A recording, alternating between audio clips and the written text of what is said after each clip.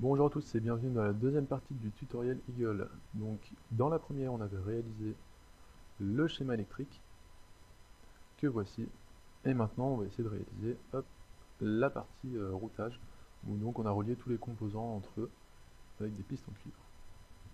Donc pour commencer on va dans le schéma, on clique ici, oui, et voilà. Alors comment ça se présente? En bas à gauche on a les composants du schéma et à droite on a la carte qui est délimitée par le trait blanc. Donc on va commencer par les sélectionner, clic droit, déplacer, et on va mettre ça au milieu. Alors, ensuite on va prendre l'outil du déplacement, et on va venir les placer de la sorte. On va les centrer à peu près ici. Donc les pistes vertes, ce sont les pads, là où il y aura des perçages à faire. Voilà, et ces composants-là, donc il y a les noms dessus, donc ça c'est la ferrite, hop, ça, si on zoome dessus, on voit qu'il y a le nom, donc c'est le capteur de température. Ici on a les résistances, et là le condensateur. Donc, ce que vous voyez en jaune là, ce sont les interconnexions. En fait, c'est les pistes qui ont besoin d'être reliées entre elles. Alors, comme je le disais, l'objectif ça va être d'avoir le moins de croisements possible. Nous, on va faire une carte double face. Et donc sur la face du dessus, on ne va pas pouvoir se faire croiser des pistes. Donc il va falloir faire en sorte que il y ait le moins d'interconnexions possible. Donc, pour l'instant, on va les placer un petit peu en vitesse. Hop, voilà, voilà, voilà. Alors, une fois qu'on les a placés rapidement, il va falloir qu'on appuie sur ce petit icône donc, qui s'appelle Ratnest. On clique dessus et en fait ça va recalculer les interconnexions. Hop, voilà. Donc une fois qu'on les a voilà, bougés, on va voir si on peut améliorer tout ça. Donc euh, voilà, celle-ci est reliée ici, donc il n'y a pas de problème, là il n'y a pas de croisement. Celle-là va à l'autre bout, mais elle va aussi ici et là, donc c'est plutôt pas mal. Donc là vous voyez qu'elles se croisent les pistes, mais en fait ce qu'on va pouvoir faire c'est d'ici partir jusque là, et avec celui-ci, hop, faire le tour comme ça. Donc ça pose pas de problème. Et celui-là, il est relié ici, d'accord. Il est comme ça, hop, ok. Et celui-ci, il va là. Donc ça me paraît pas trop mal. On va laisser ça comme ça. Donc avant de commencer à relier les pistes entre elles, on va faire quelques petites configurations. Donc on va commencer à faire la netclass. Donc c'est édition netclass. Donc dans cette fenêtre, on va venir configurer la largeur des pistes. Donc la largeur des pistes par défaut. Et ça va en fait directement dépendre de la façon dont est créée la carte. Donc nous ce sera avec la fraiseuse numérique. Avec la fraiseuse numérique, on a un forêt de 0,3 mm. Donc, ce qui fait qu'on ne peut pas faire des pistes plus fines que ça. Donc on va hop, prendre ici 0,3 mm. Donc ça c'est pour la largeur du trait, ça c'est pour la largeur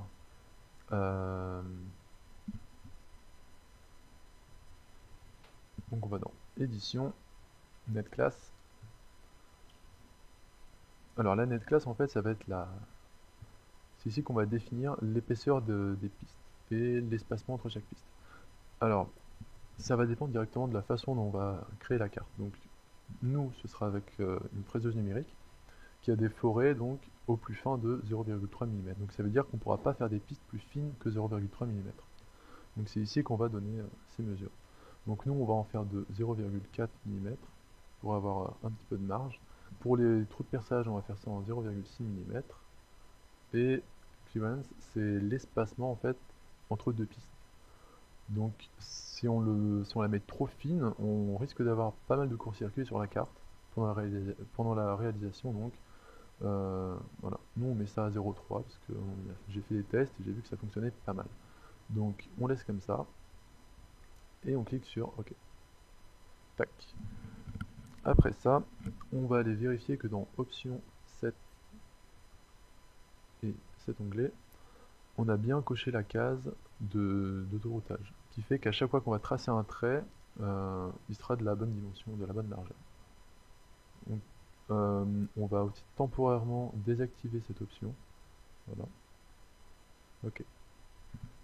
Donc pour commencer, on va pouvoir les relier entre eux. Alors il y a deux façons de router une carte. Donc on peut passer par l'autorouteur, donc qui va réaliser donc le routage lui-même, ou on peut le faire manuellement. Donc là pour commencer, on va le faire avec l'autorouteur, donc qui n'est pas efficace à 100%.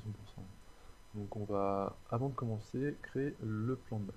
Alors pour ça, on va venir créer un rectangle avec l'outil polygone. Voilà, on se met bien sur la partie top, et on clique là, et on va venir tracer le contour de la carte. Hop. On fait pareil avec là, pas ici, hop, avec la partie du dessous, puisque ce sera une carte double face. Et hop, on va recliquer aux mêmes endroits. Voilà. Et ensuite, on va prendre, on va remodifier donc la dimension de la carte finale, qui est régie par le rectangle blanc. Hop. Hop. Hop. Hop. Voilà. Donc pour commencer, on a juste à cliquer pour l'autorouteur ici. Tac. Et les seules informations qu'on aura besoin de rentrer, bah, il n'y en a pas. Voilà. On met tout en automatique et c'est bon. On pourrait baisser la grille. On va baisser la résolution un petit peu. On va mettre 25. On clique sur OK. Et voilà. Et donc lui, il nous a créé toutes les pistes, le plan de masse, tout ce qu'il faut. Sauf que ça n'a pas marché.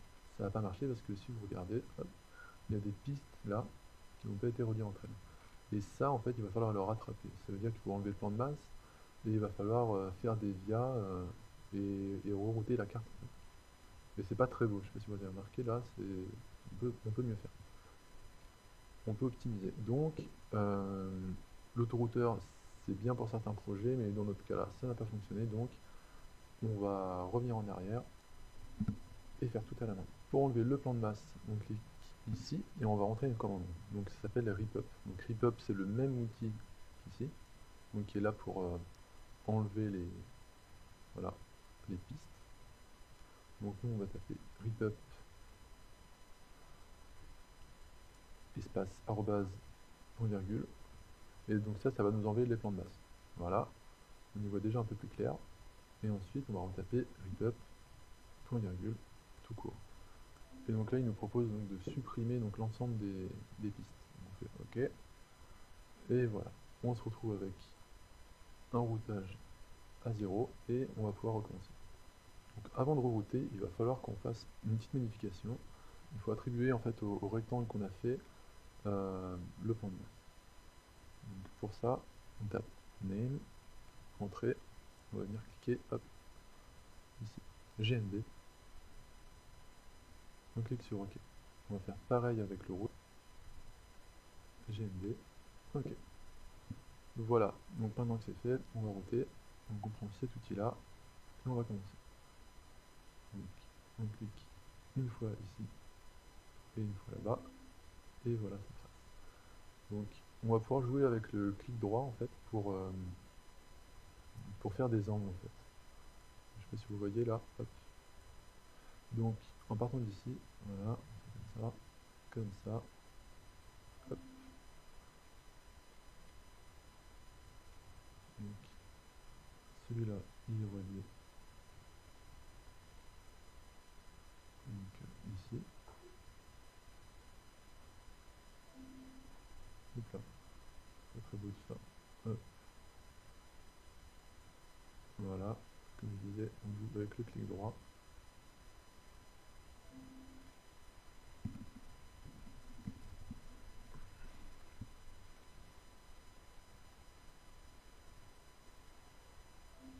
Hop, on continue. Celui-là, il est relié ici. Celui-ci avec celui-là. Celui-là ici. c'est là que ça se complique. C'est là que ça se complique parce que celui-ci doit arriver là. Donc, ici en fait il n'y a pas de problème, on fait comme ça. Et maintenant celui-là il doit arriver hop, ici. Donc si on veut, on peut faire tout le tour comme ça. Hop. Hop. Hop, hop. Voilà. Et ensuite pour le dernier. Tac, tac. Ici, là. Celui-là, ici. Et donc il ne reste plus qu'un trait à tracer. Et donc ce sera celui-là. Qui va d'ici jusque là. Alors, comment est-ce qu'on va s'y prendre? Donc un via, c'est une piste qui passe d'une couche à l'autre. De la couche du dessus à la couche du dessous. Donc, pour faire ça, il faut laisser un petit peu de place. Pour laisser un peu de place. Donc avant de commencer, donc il y a une chose qui est pas très bien, c'est cette piste là qui passe juste devant l'autre. Donc quand il va falloir souder, ça va devenir un peu compliqué. Donc on va hop déplacer ce trait. Donc on peut même utiliser l'outil de rip up.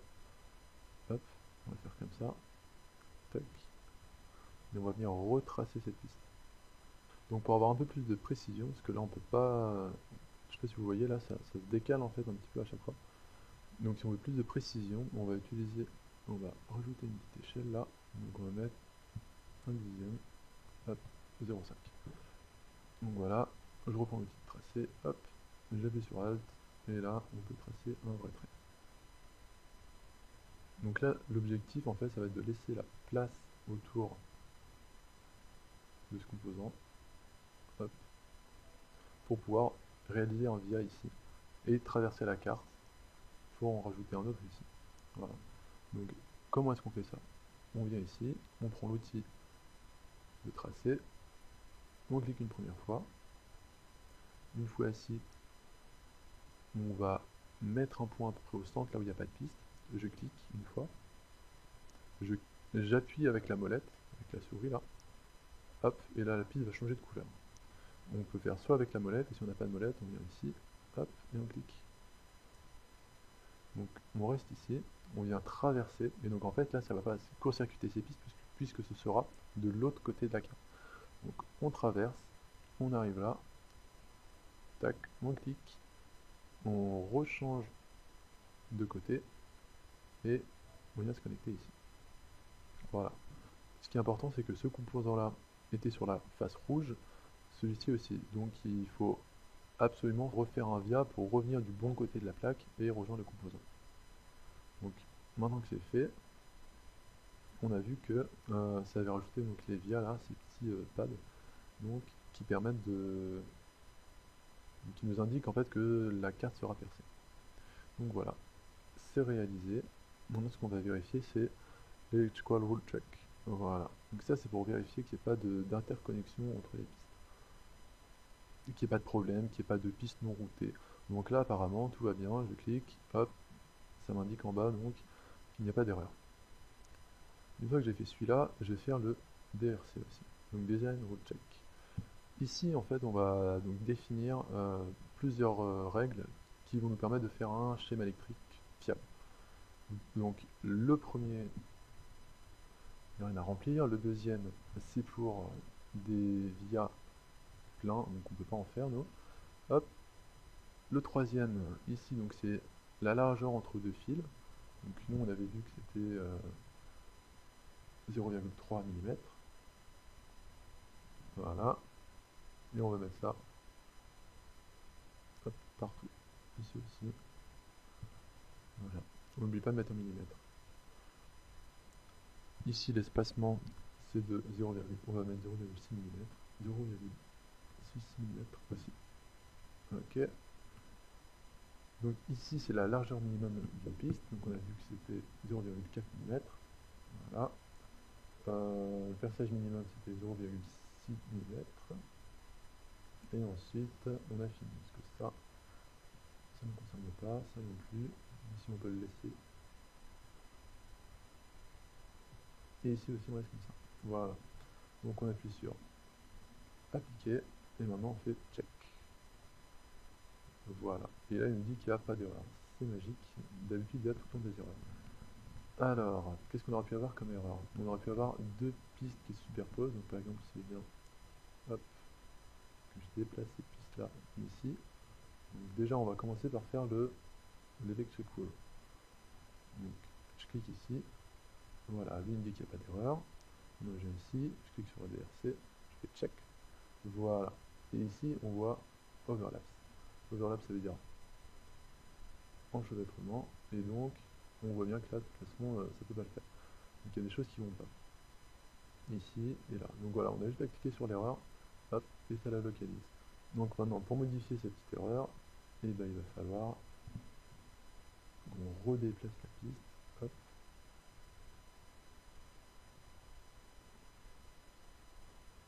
Et qu'on laisse comme c'était tout à l'heure. Une fois qu'on a fait ça, il faut recliquer ici, refaire check, hop, et voilà. Et ici, il nous dit que c'est bon, qu'il n'y a pas de problème. Donc on est content. Donc on va peaufiner un petit peu. Là, il va falloir ramener ce côté ici. Là, voilà, parce qu'on peut gagner un peu de place en fait. Hop. De façon à ce que les broches sortent assez en fait, qu'ils ne soient pas gênés par la carte pour être enfoncés dans le support. Donc on va faire une carte à peu près carrée quand même. Hop. Hop, hop.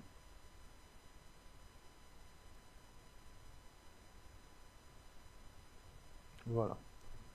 Donc une fois qu'on a fait ça, on appuie ici, il n'y a pas de problème. Ici on reclique, on voit qu'il n'y a pas de problème. Ici c'est la même chose, on fait check, toujours pas d'erreur. Voilà, c'est parfait.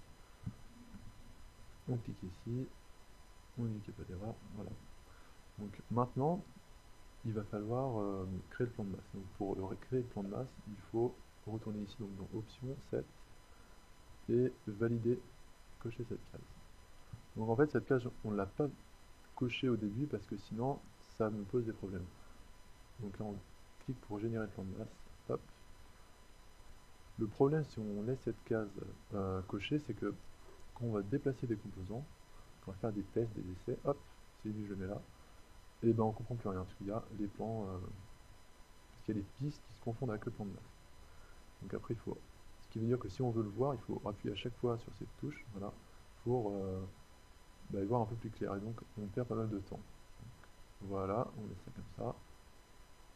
Ça on peut le recentrer un petit peu si on veut. Voilà. On appuie ici, et là, c'est fini. Alors je vais quand même vous montrer une petite option, hop. Ce qu'on peut faire ici, c'est donc un miroir. Voilà. Alors, je sais pas si vous avez remarqué, mais ce composant-là, en fait, si on clique sur... Donc pendant qu'on a fini, je vais vous faire voir quelques astuces. Donc pour commencer, donc, on va déjà retaper la commande donc, qui sert pas mal de fois. Donc ripup arrobase point virgule pour enlever les plans de masse. Donc là, ce qui pourrait être utile, c'est en fait de faire passer les... Hop, on clique ici. Voilà, donc en fait, en bas, il y a VCC et en haut, on a GND. Donc ce qui pourrait être intéressant, donc si jamais il y avait toutes les connexions qui se croisaient à cet endroit-là, ce serait d'intervertir en fait le GND et le VCC. Donc pour faire pivoter donc toute cette pièce, en fait, il faut venir ici, dans Information et cliquer sur Mirror. Donc Mirror, en fait, ça va placer les composants de l'autre côté de la carte. Donc là, pour l'instant, tous les composants sont sur la couche du dessus. On aurait pu en mettre sur la couche du dessous. On aurait pu mettre celui-là sur la couche du dessous, c'est tout à fait possible. Donc, on clique ici, on fait Mirror, et on clique sur OK. Voilà. Et donc maintenant, vous voyez bien que ça change pas mal de choses. Hop, il y a des via qui ont été créés pour garder les pistes reliées. Donc maintenant, hop, tac, tac. Voilà, ça ne nous intéresse pas. On revient en arrière, hop, et on reste comme ça. Voilà, et un dernier point aussi, donc ce sont les VIA. Alors ils sont pas assez larges en fait pour pouvoir être réalisés correctement avec la freiseuse numérique. Donc en fait, pour modifier les VIA, on vient ici, on clique sur info, ensuite on clique là, donc ici on va mettre alors 1,4 mm et ici 0,6 mm. Voilà, et on va faire la même chose ici. Alors en fait les valeurs que vous voyez là, elles sont en inch. Elles sont en inch parce que l'échelle a été donnée en inch. Si je mets l'échelle en millimètres, hop, hop, on aura les infos en millimètres. Et du coup on passe à 1,4 mm et 0,6 mm. Voilà, c'est beaucoup mieux comme ça. Donc on dézoome, on refait le plan de masse. Voilà, c'est tout bon. On clique ici, on fait un check et aucune erreur. Voilà, on a fini la deuxième partie, donc on se retrouve pour la troisième partie qui concernera l'export vers la fraiseuse numérique.